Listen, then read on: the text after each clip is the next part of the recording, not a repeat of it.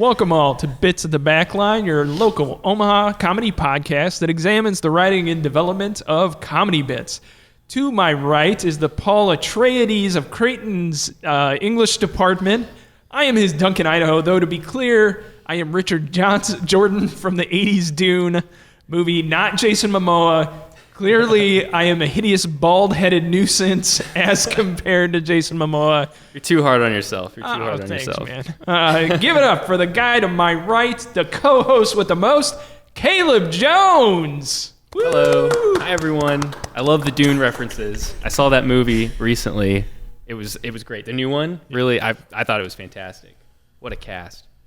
To my right, we have a special guest with us today.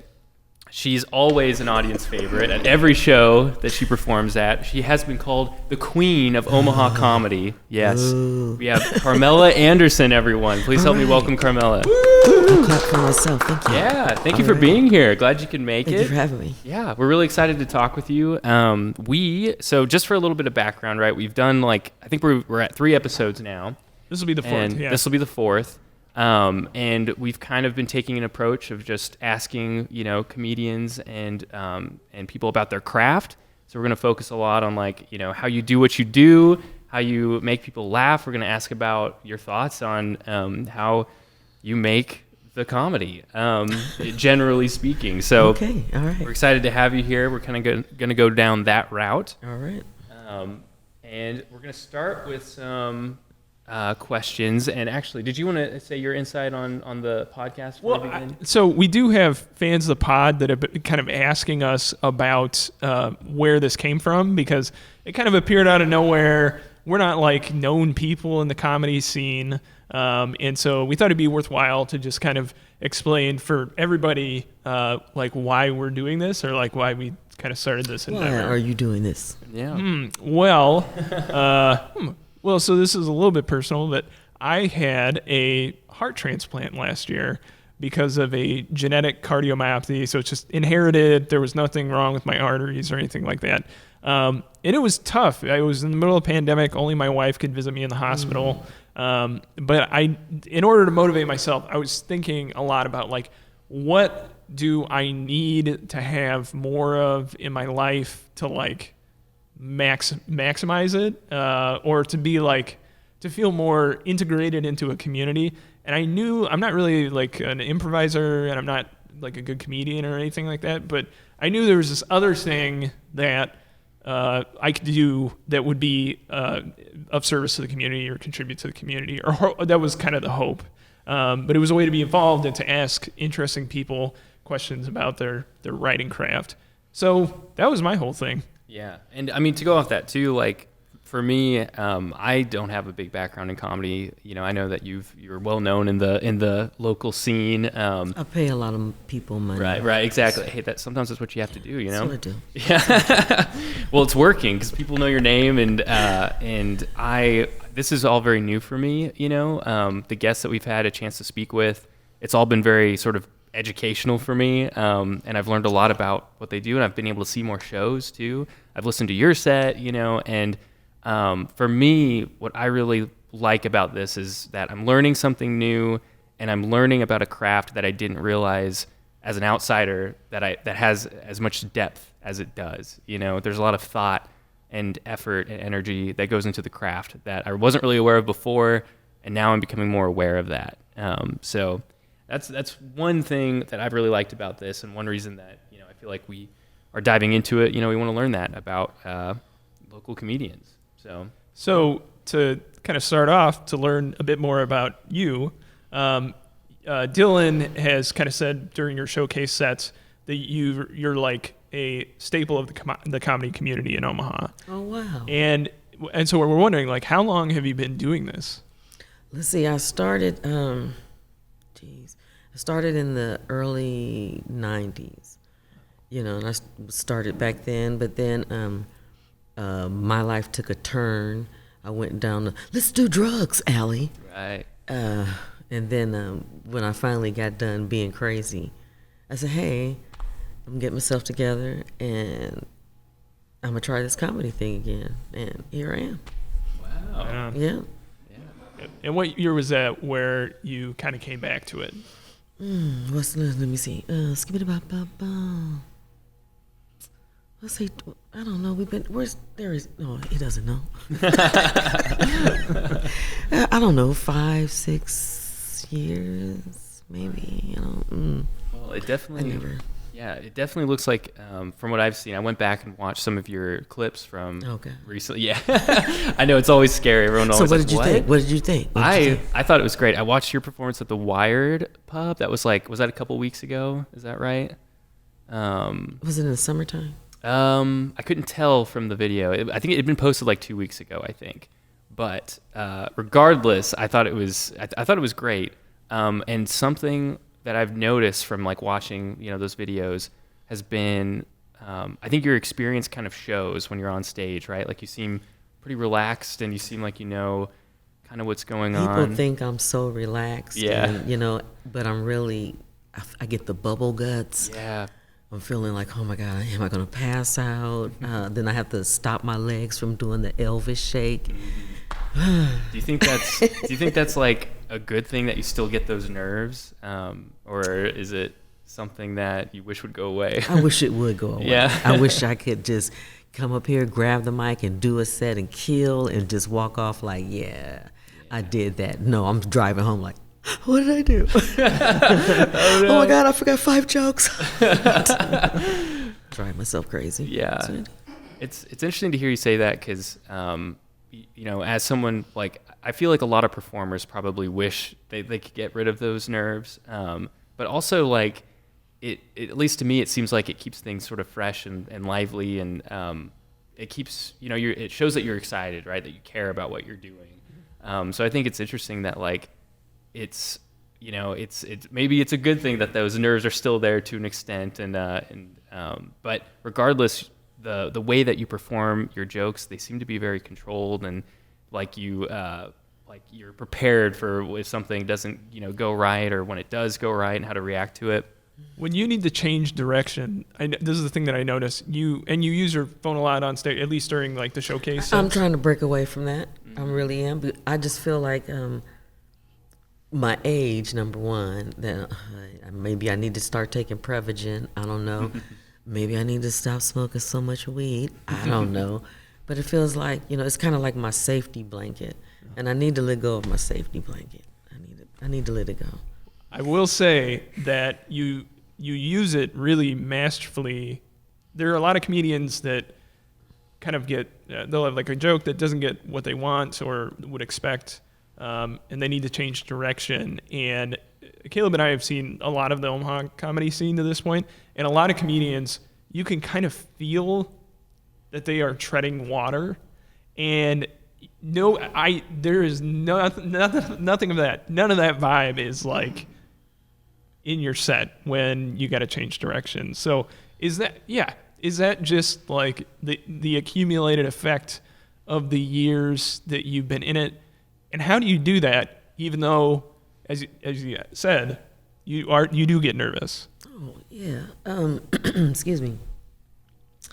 I just have it in my mind. It's like, hey, just get up there and do what you're supposed to do. Do what you're supposed to do. You're supposed to make people laugh. Then that's your job. You do your job. It'd be hard sometimes. Like if I feel like if I tell a joke and I feel like the joke is kind of like womp womp, then I just know I gotta hit it with something I do know that'll make them, just keep it going. I'm crazy. What happened? So how much on stage are you sort of reacting in real time? Like do you have a list or an idea of jokes sort of lined up?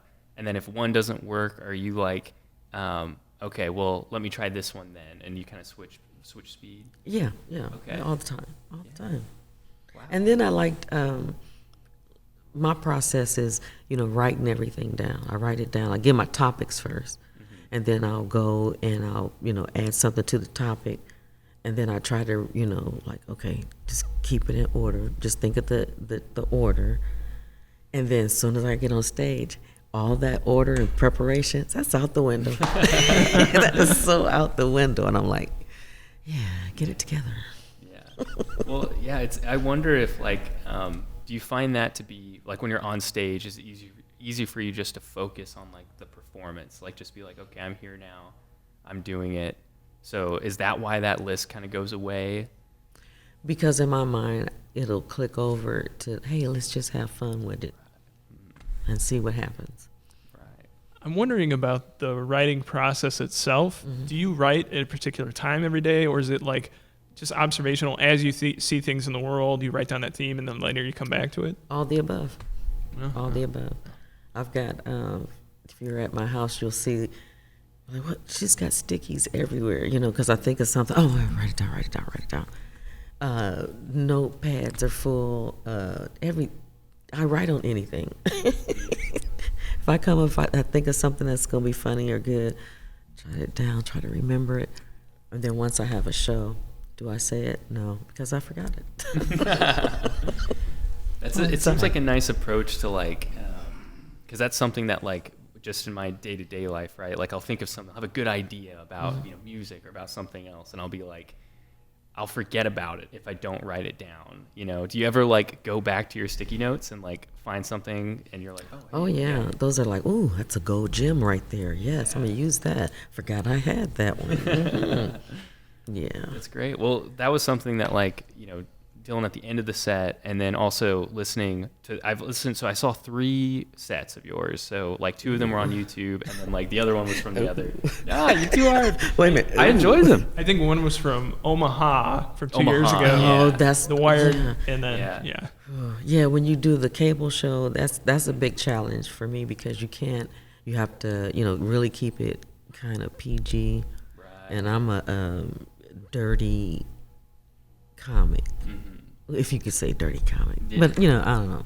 Well, that's a question I had for you, too. So I noticed that when I watched the Omaha, set. I was like, Wasn't okay. that sad? Did you see the tears in my eyes? Yeah. Holding that, yeah. Oh, my God, I wanted to cuss so I wanted to bad. cuss so bad. But I can't. Well, I wondered about that because, like, is that a big difference? Like, do you feel like it leads you down? Does it force you to kind of think of like jokes that you wouldn't have thought of otherwise, or do you find it just more limiting and like bothering that you can't say the stuff that you want to say? It's, well, I'm gonna answer that with give you a question. Sure. Why do people think cuss words and talking dirty is so bad? And then if it's on a cable show, how come we can't say bad things? Am I wrong? I don't know about your. I'm probably wrong. No. I mean, I say a lot of. That's probably wrong. I probably curse maybe 8% too much in class. Are you cussing in class? I do sometimes. Yeah, I've been in his classes. I've heard it. That's nice. Thank you. Wow. That's a plus. I will add that in the pro column against all the student complaints that have been against me. Yeah, that's 1 point for the positives on that one. Right. Cussing hurt. That cussing don't hurt nobody. You say it in a joking way. Yeah. For one, I think I have always thought that it was good that, when a professor or when a comedian or when whoever is willing to use those words, because I think they like, I think like anything, right, you can use them in a way that's like impactful and adds to what you're saying. And you can also use them in kind of a stupid or hurtful way, but like generally, like when I've heard your comedy, it's not like that. Like it adds to the laugh, it adds to the sort of like the punch. Do right? you, when you watch it, do you be like, oh, this old bitch is crazy? No, so I'll say like I was taken aback by 1 or 2 jokes where I was like, oh my God. I said that out loud. I was like, oh okay, my can God. you tell me which one it was? Yeah, there was one where it was the fart joke where it moves to the front. And I was like, oh shit. Oh my God, I love that one. Yeah, it was a good joke and it got a lot of laughs too. And I think that like that's a technique, right? That's something you can do to like you're appealing to this sort of like more like people want to say stuff like that, right? I think we kind of all do. And you should just say it. Say it. Some of us struggle. Some of us find it difficult. We limit ourselves. But I think when we see a comic, say something like when you're saying that, it's at least for me, I find it pretty cathartic. I find it to be this like release, and it allows. I'm like, yeah. Well, I'm glad somebody said, something like that. That joke. Just I'm thinking about it. It did make me laugh. Yeah, it's a funny joke. Wow, that's crazy. Okay. Yeah. Well, I'm wondering if we could listen to your set from a couple of weeks ago. Okay. Let's do it. All right. Carmella Anderson!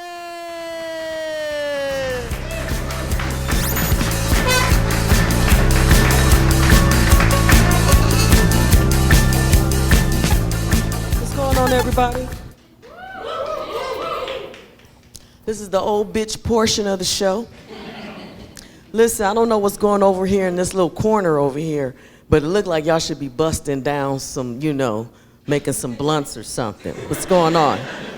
If you got blunts, I want to share. Come on, what you doing? Okay. Listen, I know y'all heard about the BLM movement, right? Black Lives Matter. Well, I'm starting my own movement. It's called the OBM. Old Bitches Matter. I'm telling you, I got goals.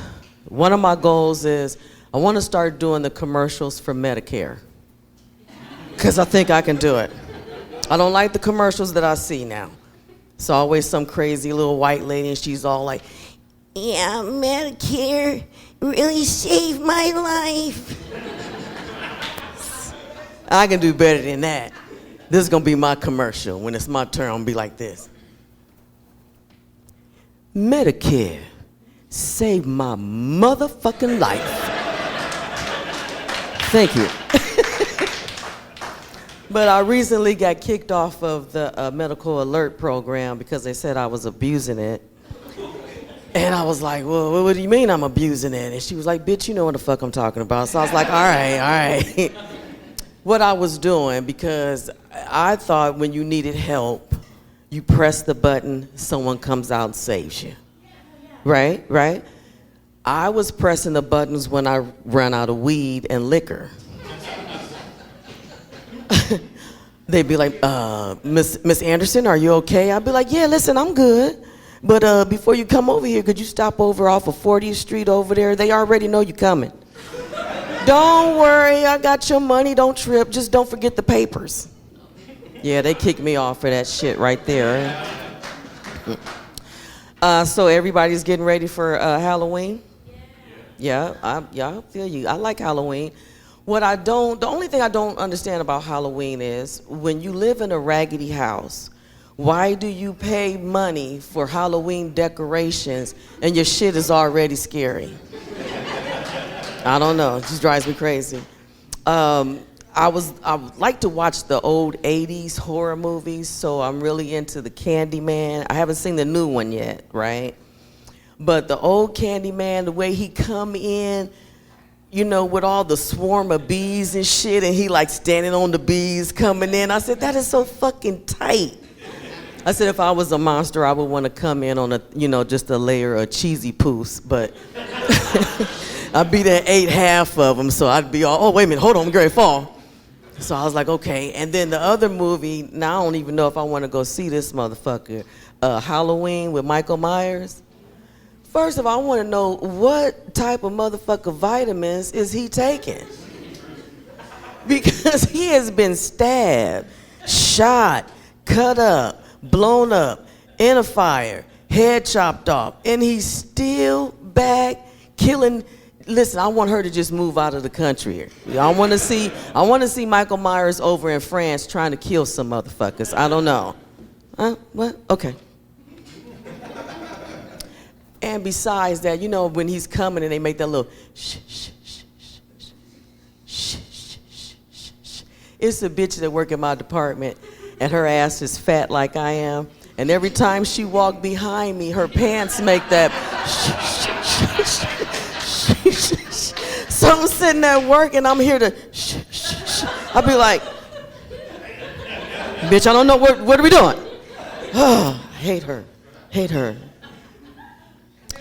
What I normally do, I like to sit at home and I like to watch crazy reality TV. I think when I watch these shows and I see people going through this trauma, for whatever reason, it makes me giggle. That's just the type of person I am. I don't know. But one of my favorite shows is Cheaters. I fucking love Cheaters, okay? Because they always start off like this. The girl's all like, she all sad. She's like, yes, I knew Bobby was messing around Well, I just had a feeling because he don't, when we first got together, he was always showing me love all the time. He was taking me out to dinner. He was playing with my kids and everything. I thought he had really loved it in me. So then they follow the dude around. You see all the shit he fucking around. He do be just straight fucking up, right? So when they show the lady, all what he been doing, and they be like, are you gonna be okay? Because we've got something to show you. And she be like, I'm okay. Show it to me. I'm okay. So she's looking at it, and she's like, that's he. Oh, he gon'. Oh, So, you know where he at? Can we go there now? So they in the car, and they was like, are you gonna be all right, man? She's like, I'm gonna be good. I just want some answers. So they get to the club, and this would get me. Okay, so you in the club, you don't notice a whole gang of cameramen and lights and shit that you might go, ooh, who? Oh, bitch, get up, we gotta go. No, y'all wait till she come in, and this is her favorite line, this. Oh, so this what you doing? So this what you doing with my money? With my money? Oh, who's this bitch? Oh, and then when he take off running, and when she a big girl like me, and she try to run, and she be all like, what you running for, Bobby? Bobby. Fuck you, Bobby. Fuck you, Bobby. Swear to God, I love that show. But my next show is Hoarders. I fucking love Hoarders because I feel that I have the tenderness to be one of the specialists that goes to these people's house because I'm a tender person. I really am. So I'm watching it the other night and I'm just dying because the lady goes, she had like 1,000 pairs of mismatched shoes. And they were trying to get her to throw the shit away, but she wanted to just take each one and try to match it up. And then every time there was a problem or something, she wanted to stop and have a meeting because she she can't find some shit that somebody threw out, right? So she's like, I had 3 boxes here. There's 3 boxes, and you guys told me that you weren't gonna touch them. You just weren't gonna touch them. Fuck this shit. This gonna be me, the specialist. Come in and be like, oh, hey, Joni. Yeah. No, I see how you living, bitch. I see how you are fucking living. Do you not smell this shit in here? Bitch, this is trash. Why are you keeping trash? This is trash. No, you ain't got no fucking disease. This bitch ain't got no disease. She's just fucking lazy. And then I would look at her and I would tell her, oh, so lovingly, bitch, who the fuck is you? Oscar the Grouch? Clean this shit up. That's been my time, and thank you.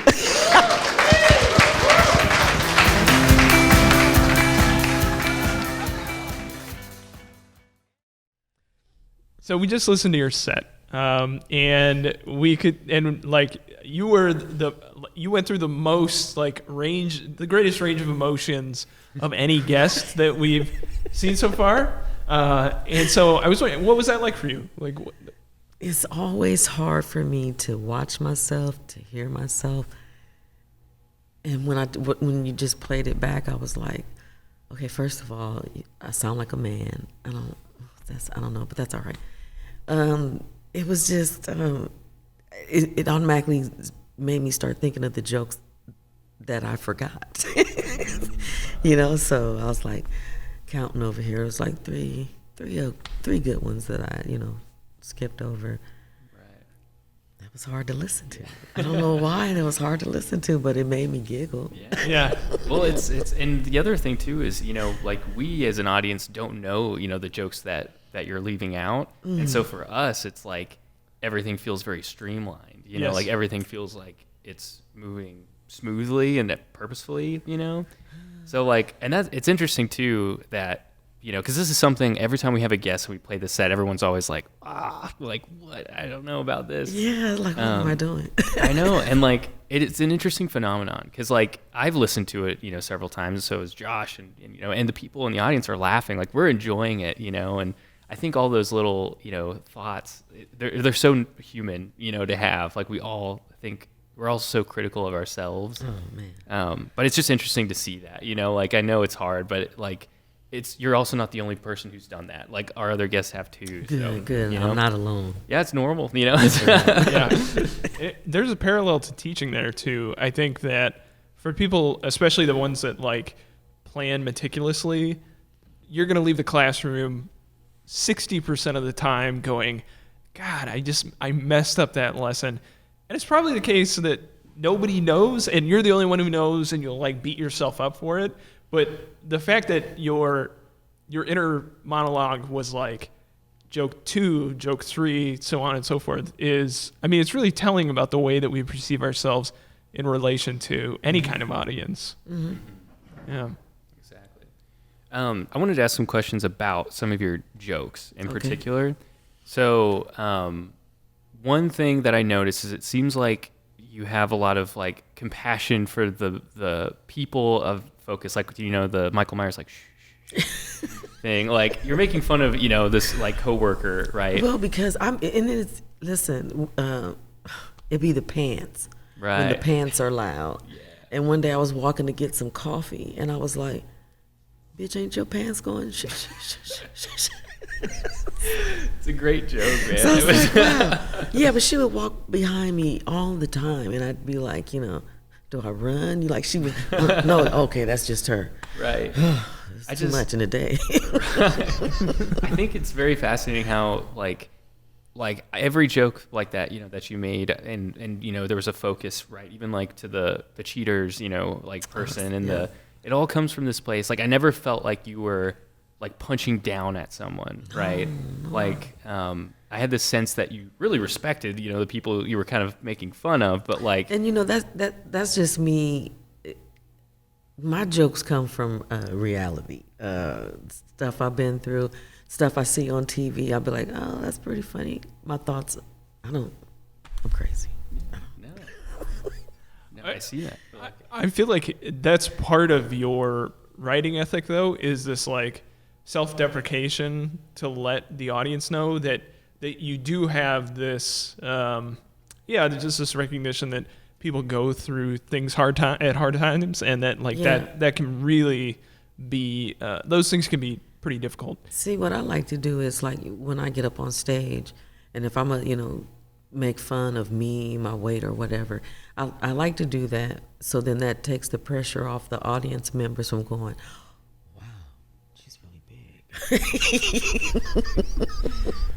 like, no, you're not gonna hurt my feelings. Well, speaking of like taking pressure, off the audience, like that was something that I really felt like you excelled at. Like I feel like the audience, because it's interesting that you frame it in like so that way they're not like saying something about this, but from the observer's perspective, I really feel like it does a lot in making me feel like comfortable. Like, oh, if someone can make fun of themselves, then like I can laugh with that person, because it shows a lot of like, in order to laugh at yourself, you have to have a certain amount of like self-awareness, and you have to be pretty humble, like I laugh at myself. I make fun of myself all the time. Right. All the time, because who am I to judge somebody when I got all this going on? Well, I think it's healthy to be able to like laugh at yourself, and that's something that like even myself, like I struggle all the time looking back at these videos and being like, what? Look at like what? See, I know when I watch this, I'm gonna be like, oh my god, I'm just gonna close it down. Yeah, I'll come back in a couple of days and try to watch it. I've screwed up 2 questions so far. That's running in my head. Yeah, it's like I can't get it out. I don't know. I think we can all relate with that. Like we're all critical of ourselves when we look back, and like, but it shows like there's a certain amount of like we all like even the audience members know that too. Like we all do that kind of thing. We're all hard on ourselves, and it's an interesting phenomenon. But I think it seems to me that like you excel at being able to break down that barrier a little bit and bring people in, and take the pressure off a little bit. Yeah. And so I I don't know. I wonder how like are you thinking purposely about that when you're up on stage, or is it something that just kind of like happens, when you're up there? It just happens when I'm up there. Yeah.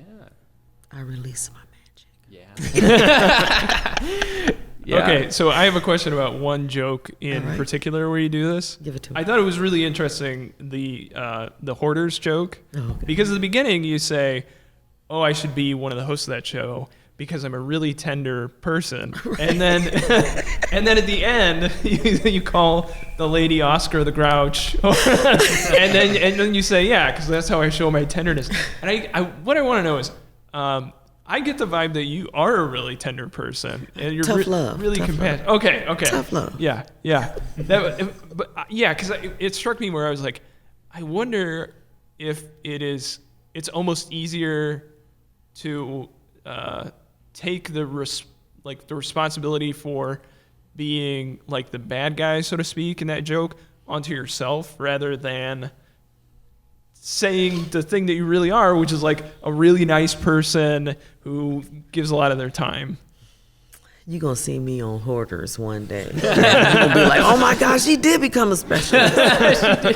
Yeah. I also want to say, when you mentioned Cheaters, I had buried that show somewhere deep in my mind. I listen to it all the time while I'm at work. Honestly, and the stories are crazy. I just love it. It ignited something in me because I was like, I loved that show. Like when I was a kid, it would be on during the day and I'd be like home during the summer. Oh, and I watched the hell out of that show. Like I loved it.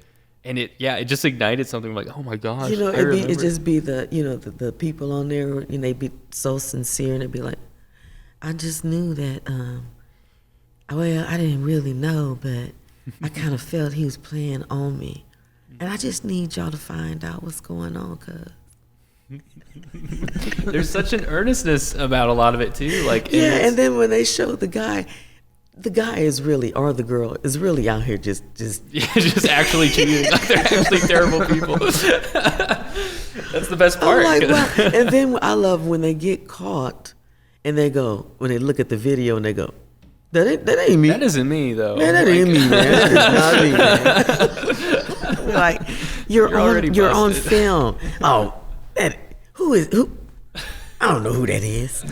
Love it. That's the drama. And so one reason I feel like that joke might work really well is it seems like you're getting towards this human quality. Like if Cheaters is nothing if not watching people be people, right? Yes. You're really watching them just be humans and at their worst and at their most dramatic. And I think, is that so if you do you ever look at your jokes in that way? Like, do you feel like you're approaching oh yeah, I'm appealing to the humanity of the audience by making this joke? Never.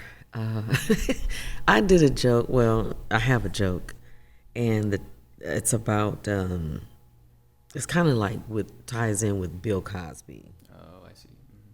And the joke is me as a grandmother being a serial rapist. And before I tell the joke, I always say, I'm not making fun of anyone who's been abused or had anything happen to them like that. I always say the joke is, look at all of this as a rapist. No one's going to call in on me. I'm getting away with crimes. Yeah. So that's kind of a touchy joke there, but I kind of feel it's a good joke, so I don't know. Well, that's something too, right? So I think there seems to be, there's a tradition in comedy of pushing, those boundaries, pushing into what's okay and what's not. And I'll say, I feel like you're probably the first comic we've had on the show that's had done some jokes where it's damn, all right, she went there, Right. Yeah. But what are your thoughts on doing that? Do you feel like it's important for comedians to do that? I think comedians should just be able to say what they want to say, because it's all joke. It's all for jokes, and if you can't make fun of yourself or the situation going around you, then we all gonna be angry and sad. They're just jokes. Jokes. So you kill all the time on stage. Ooh, don't know. No. A matter of speaking. No. I can tell when I've had when I'm not doing good up on stage. And I just be like looking at the clock and you be like, oh my God, why is this time moving so slow? Yeah. That seems like a good sense to have, though, you know? Just want to end it. I just want to get off the stage. Right. But it's interesting that you started in the early 90s, and then you had this period where you weren't doing comedy, and then you came back 5 or 6 years ago, and you're respected by everybody. Everybody likes your jokes. I pay everybody off. I pay everybody. I have to be It's honest. working, man. Every performance I've seen live that you've done, I've been like, she killed. But it's interesting. The idea of killing does come up in your set in the Michael Myers vitamin joke. Yes. And what you say is like, Michael, I want to know what the vitamins are because Michael Myers goes through this and this and this and this, and How is he still alive? Yeah, but you say specifically, and he still keeps killing. Yeah. So my question is, does that resonate with you in the course of your involvement in comedy? That's a good question.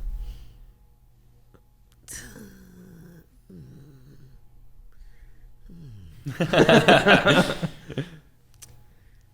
don't even have an answer for that one. You can say pass if you want. I'm gonna pass. I'm gonna skip that one because I really You don't feel like you're the Michael Myers of comedy? Oh God, know? no. No way. It's so many good comics that are out here, and I really love to see the ladies get out more and do it because I'm like, y'all do the damn thing. But it's just Omaha has so many talented comics. Yes. So many. Well, in this regard, what do you think? I mean, what do you think comedy does for Omaha as a whole? Like, you kind of hinted at it earlier when you said everybody would walk around angry and sad all the time. Because to me, comedy is like my therapy. You know what I'm saying? I think if I'm feeling, I don't know how I'm feeling or whatever, laughter should make everybody feel good. And if you're having a bad day, I say go to a comedy show. Go to a comedy show if you're having a bad day. Check out some comedians. I don't know. I think everybody should just be laughing instead of being all grouchy and mad and angry, except for now women on menopause. We've earned the right to be angry. So I'm like on the fence, off the fence. I don't know. For the menopause people. Right. Yeah. Well, Go ahead. Oh yeah. Well, I was just gonna say. So even in my short time of like being able to like speak with comedians around Omaha, I think you're right. There are some really good comedians in Omaha, and I've been to the shows and even the open mics. People get up here and they do it, you know, and it's hard. It's scary. Oh God, it is. It's for the ones that are just starting. I say keep on with it. Just keep doing it. Hit all the open mics that you can. Because you never know, one day somebody's going to see you and be like, hey, this person is funny. Yeah. That's what I'm waiting on. Yeah. Hey. We're all I'm waiting on that. somebody to say, hey, come here, let me fix your career. Yeah. Wouldn't that be great? You That know? would be so wonderful. So great. So wonderful. Yeah. So we have some of the producers of our show here. They're students at Creighton University, and we were wondering if it would be okay to kind of bring them up here so they can ask some questions. Sure. All right, come on up, y'all. Who's first? Lydia. All right, careful, you'll be blinded by the light. Don't be blinded by the light. Blinded by the light.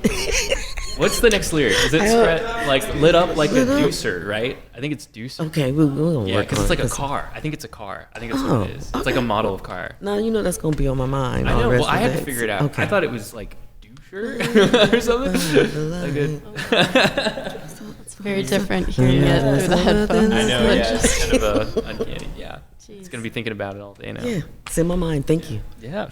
Welcome to the show, Lydia. Thank you. Thanks for having me. Yeah. Yeah. The lights are pretty. Next time I'm gonna bring those glasses they give you when they dilate your pupils at the eye doctor. Yeah, I'm gonna bring those next time I come up. You feel like a little rotisserie chicken. Yeah. I'm getting some Cooking a warmth little bit. Yeah. from both sides, hoping I'm gonna stay even, but you never know.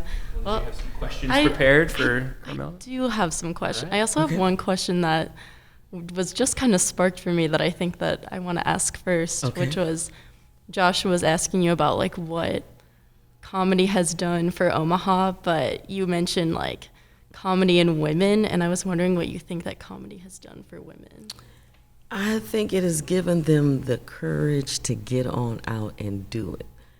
Because it's, it's mainly, the guys that are out here, doing their thing. But I love to see the women get up there and do it too. Because I think we do it just a little bit better, guys. Okay, I'm sorry. No, I would definitely agree. I remember the first time I really connected with a comic was Lynn Coplitz. She has a show called Hormonal Beast, and I Okay. watched it with my mom for the first time, and my brother was in the room, and the entire time just no jokes were hitting for him, and we were like, that sucks for you because this is great for us. Yeah, so I was thinking about It's like that. when if you do a joke, and sometimes if you, if I do I'm gonna keep it clean, a vagina joke, the men's faces in the audience be like, It's kind of powerful that you're I can make you feel uncomfortable. Yeah, you're I like that. I like that. but I talk about the men's PPs too, so I give it right back. I'm like, look at, yeah, just give him that look. Give him that look. Yes. I have to say, I really do appreciate that part of your comedy because as mature as I like to pretend that I am, I laugh at the vagina jokes, man, and I laugh at the penis jokes, and I laugh at the fart jokes. Just classic. They're just so It good. hit her, always. Like, It's gonna hit. it's you gonna know? work, Yeah. you I know? love those jokes. I Yeah. love those jokes. I do. They hit, you know? Across all ages. Yeah. It really Across the brings board, man. people it's the together. Universal, it's the It is. unifier, you know? Yes, Universal yes. language Yeah. is pee jokes Exactly. It's good. It's good. Exactly. That's pretty good. Mm. I know. I keep moving over here. I got a pain in my shoulder that Oh, is just really? like. Yeah. Will it not happens. go away, These man. chairs, that'll do it too. So I wanted my husband to come and stand back here, And just then he could just massage me while I'm doing it. that would be the way to do it, honestly. Just a hand coming from the Exactly. curtain. You Yeah. see it. That would be great. What's We need to do going that for season 2. We're gonna have like optional shoulder massages for yeah. everyone. Yes. Oh man. Doing For a the guests massage especially. chairs. Yes. Like get the guests be like, hey, would you like the shoulder massage? Package. And Yes. they'd be like, yeah. Oh, okay. Amazing. So, do you go and get to the spa and get your nails and stuff done? Yeah, yeah. Okay, I just turned 58. Never went and had a pedicure? pedicure. Yeah. Man, let me tell you, it took me there. Okay. Yeah. I was sitting in the chair, and then all of a sudden that chair started doing this right here. He brought me a glass of Moscato. I was like, Like, this is, no. this is the life. he gonna take me there. Yeah. He gonna take me there. Listen. When I was I think I was 13 or something like that. My mom was like, I'm gonna go take you to get a pedicure, and I was like, what? No, that's what? So I you didn't take know care what of to your say. toes? And I went, yeah. And Good on you. it was amazing. I loved it. It was one of the best things. It was is so relaxing. So yeah, relaxing. That massages. I've gone and gotten some proper massages and stuff. See, that's gonna be my next move right Yeah, there. I recommend it for everyone. If anyone's ever yeah, I've got a little extra money, get a massage. Bet. Do it. You're paying for my massage. All right. There it is. That's how you do that. Heck yeah. Not- Any other questions, Lydia? I do. I have one more question, I think, and then we'll give someone else a chance. But what about stand-up comedy for you is the most fulfilling? That's loaded. So if you need a sec,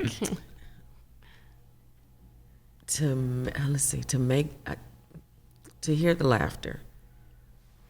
That means and I know that what I'm doing is should be doing it right. I'm doing it right with the laughter. Stand up for me is therapy for me. I love to tell jokes. I love to think of jokes. I love to I just love being on stage. Being on stage. I love stand up. I do. I think, I think there's power in laughter too. It is. And seeing someone like react that way and knowing that you did that, that's got to be a good feeling. Like, I love it. yeah, that's got to be I love good. it. Now I think if I hadn't went off on that crazy drug journey, I probably wouldn't even be here. I'd be out doing my thing. Yeah.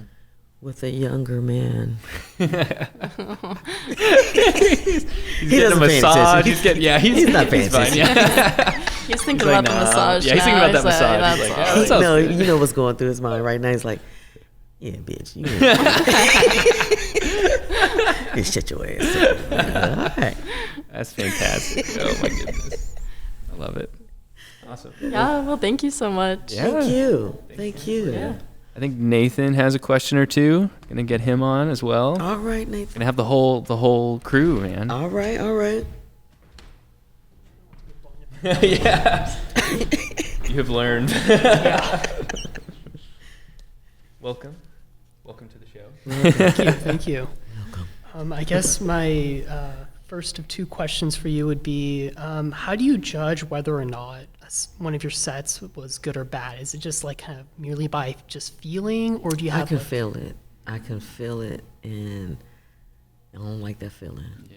It's a bad feeling. Where would you rate the set that we played earlier? I would rate that a 6. Okay. I would rate that a 6. Out of 10? Out of 10? 6. That's yeah. not bad. That's not, I mean.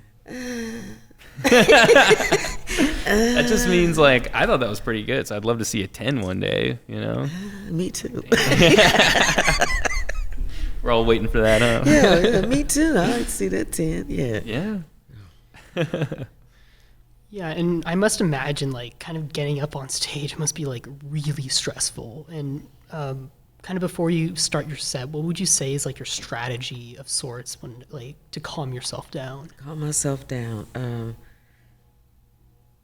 For me, when I'm doing a show, sometimes the other comics, they'll all wait in the back or whatever. I like to sit in with the audience. And I like to see the audience, reaction to the comics and, give that support and just get in that groove of it. But before I come to here, I like to get marinated, if you know what I mean, and listening to some good music. Good music gets me through everything. Yeah, music's powerful too. I love music. All kind. I think that can make a big difference. I used to psych myself up, like before any big thing, I'd like listen to some music, and I have a playlist and it get me in the mood. I think it's a good idea.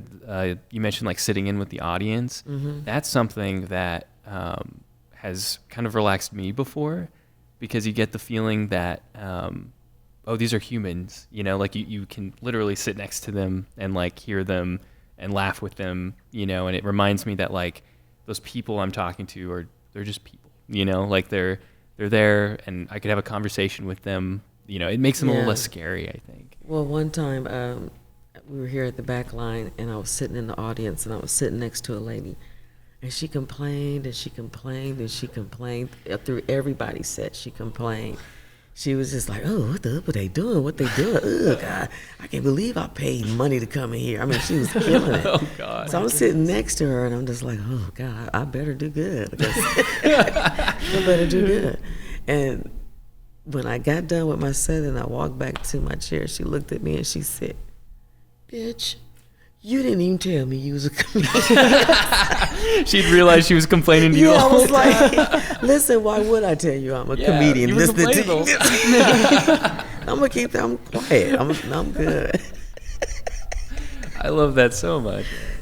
Man. That happens too all the time. Like because people are gonna say what they, know what they mean and what they want out there, and like that's just part of it. You never know what people are saying, and like, hey.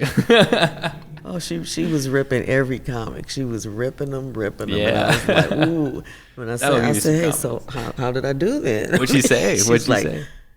girl, you was good. Okay, yeah, see, that's the thing. Now you don't know if she's like telling you because Right, she I was knows. a liar. You Yeah. listen. Yeah, I heard what you see, said. the one that I've known, I had like I'm a guitar player and like Okay. playing bands and stuff, and I had played at an open mic, and the one that I knew this guy wasn't bull crapping me because we came down off the stage and he was like, oh yeah, that sounded pretty good. And I was like, okay, thanks. And then another guy came on and his guitar sounded beautiful, like he was playing like nothing I'd ever seen, and it sounded amazing. And that guy leans over to me and goes, you were like all right, but that guy's really good. And I was like, you're right, and you know what, you're being honest with me, so I can respect that. I tell you, I've got a younger sister, and she comes with me sometimes to different shows.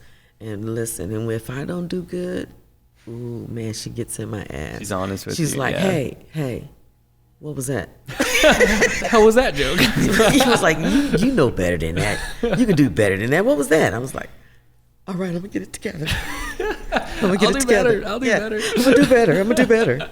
I mean, Sometimes. I was just going to say that's kind of what siblings are. I mean, they're always going to be your biggest critic, but they're always going to be the most valuable critic in your life. Yeah, but she let me have it too. She'd be like, no. You need someone to kind of, keep you on the right path for sure. She's my McMittens. Yeah. Oh, man. All right. Well, thank you so much for being here with us, Carmella. This has been Thank you for fantastic. having me. Yeah, absolutely. I hope I answered good questions. I think you did. I think you did. I'm where am I glad. at? I hope you had fun. I hope this wasn't absolutely horrible nice. for you. No. Yeah. Oh, My this has legs been didn't great. shake. Yeah, no, that's how sounds I good. know. Like, as it goes on, you get a little more relaxed. A little more kinda, relaxed, yes. And then it gets better and better. So thank you Yes. so much. All right, thank you. Apprentice Lib, are you coming back up? Okay, yeah. So, He said, so we're gonna I'm end done it with right this. here. So thank you so much. Episode 4. All right, thank you guys. Thank you, Backline. Let's go. Woo!